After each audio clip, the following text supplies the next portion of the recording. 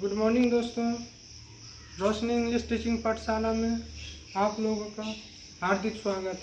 दोस्तों, आज हम लोग जानेंगे इस कोरोना महामारी में किस तरह का टीकाकरण को लगवाना चाहिए और इससे क्या क्या फ़ायदे हैं। दोस्तों, सबसे पहले आप लोगों को बताना चाहता हूँ, भारत में दो तरह का टीकाकरण चला हुआ है।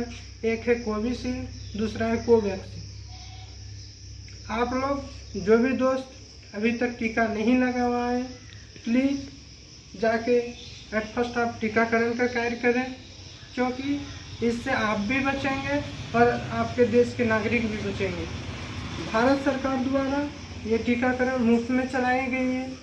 आप लोग जो भी दोस्त अभी तक कोरोना का टीका नहीं लगवाएं, प्लीज़ जाके लगवाएं और अपने देशवासियों का भी सुरक्षा का ध्यान रखें। सबसे पहले दोस्तों, आप लोगों को मैं बताना चाहता हूं कि कोविशील्ड और कोवैक्सीन में सबसे पहला डिफरेंस ये है के बीच पहला डिफरेंस ये है कि कोविशील्ड का जो डोज है वह पहला डोज और दूसरे डोज के बीच का अंतर जो होना चाहिए कम से कम 12 से 16 वीक का होना चाहिए। लेकिन वहीं अगर कोवैक्सीन की बात की जाए तो पहला डोज और सेकेंड डोज का जो डिफरेंस होना चाहिए वह 4 से 6 वीक का होना चाहिए। दूसरा डिफरेंस हम लोग जानते हैं कि कोविशील्ड और कोवैक्सीन के बीच क्या है। दोस्तों, दूसरा जो सबसे बड़ा डिफरेंस कोविशील्ड और कोवैक्सीन में है वह यह है कि कोविशील्ड का जो इफेक्टिव है वह हमारे शरीर में कम से कम 70 से 90% का होता है, लेकिन वह कोवैक्सीन का जो इफेक्टिव होता है वह कम से कम 95% तक होता है।